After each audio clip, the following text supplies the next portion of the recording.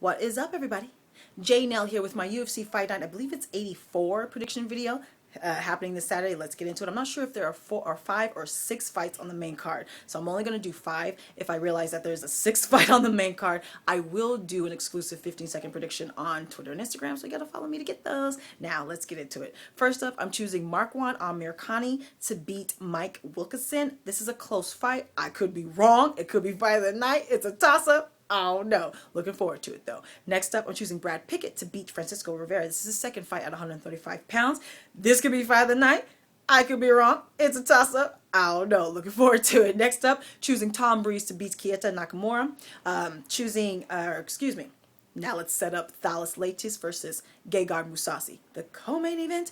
And I was thinking about this one, going back and forth. Thales, of course, is the black belt in Brazilian Jiu-Jitsu, but he will stand and bang with you. He's extremely smart. You will not be caught in a submission, making a mistake that way. He's very durable, hard to put away, hard to knock out. His body is durable. He's just a tough guy. Extremely experienced, has fought a high level of competition, has diversity in his skill. He's a hard outing for anyone. Same thing goes with Gegard Mousasi. Gegard started off with judo. He's undefeated with kickboxing. He was a champion in Strikeforce. He has great submission. He's a very heady fighter, sometimes too heady. Sometimes he overanalyzes and is hesitant in the octagon. He's even admitted that. I think he's gotten past that though. They're both coming off of losses that were hard to take. Thales lost a split decision in favor of Michael Bisping, a fight that I actually thought was a draw. And Gegard is coming off of a loss against Uriah Hall, where he was whooping Uriah's butt in that first round. And then Uriah caught him in the second with a spinning kick and a flying knee that would put anyone to sleep. So you can't blame that. So they both need this win. They're both in the age range where they have one more run in them. I believe Gegard's 32 and Thales is 34. Physically, they got one more run. So this is a really important fight for both men here. To me, it's not who makes a mistake. To me, it's whoever takes the risk. If they're both careful and cautious, we're going to see a decision, and it's probably going to be the wrong one. No matter who they pick, half the crowd's going to boo. So I urge both men to take a risk. You're going to have to grab the win and grab this fight. Whoever does that will win. I'm choosing Gegard Mousasi.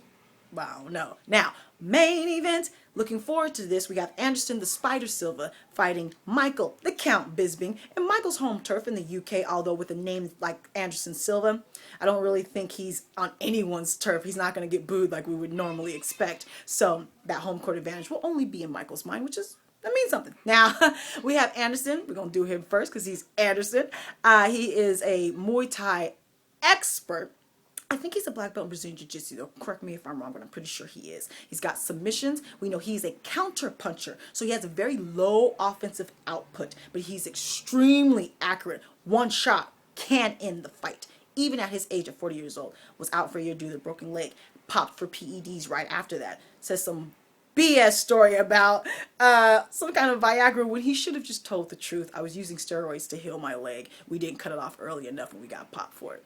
The truth. All right. So Michael the Count Bisping is he's a very good striker, boxer hybrid, has great footwork, very quick hands, quicker than he seems. He hits harder, a lot harder than he seems, because he's known for being punches and bunches, but those are hard punches and bunches. I don't know if he has any KOs. I think he has one. Somebody let me know if Michael Bisping has any KOs on his record. He has submissions. He has wrestling, although he's extremely hard to take down. I don't think Anderson Silva will be trying to take him down. I think we're going to see a stand-up fight here.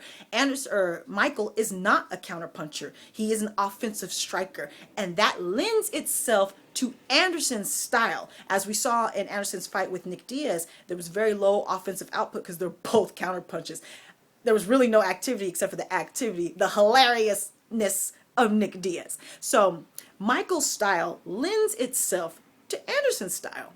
So that's a little interesting there. It all depends on the condition of Anderson Silva. Again, he's 40 years old. Michael Bisping, don't underestimate him. He's been going all over the social media talking about the PED bust and how that says something about his entire career. Other folks are saying that too. Look, steroids don't teach skill, okay? PEDs don't give you an 18-year-long career, the likes of Anderson Silva. Steroids don't make you a goat, okay? They give you an unfair advantage, absolutely. I'm so glad that the UFC is getting them out of there. I'm so happy with that. But let's get real. Anderson Silva didn't become Anderson Silva because of one PED infraction. Let's just get real. So Michael Bisping, don't underestimate him. This is going to be a very technical fight for both men. We will see periods of very low offensive output, especially if Anderson connects on Michael, because that will make Michael think more. So I'm calling it for Anderson. But Michael could get this due to the timing. If this was 10 years earlier, I would definitely say Anderson. But at this stage, with everything that's gone on, Anderson's been off for a while due to the suspension because of the PED infraction. Michael could get this. He could get this. But I am going to go ahead and call it for Anderson Silva. Let me know your picks, any injury updates, what you feel about everything. Follow me on Facebook, Twitter, and Instagram, where I have 15-second exclusive predictions and recap videos. Subscribe, like, talk to me, take care, and goodbye.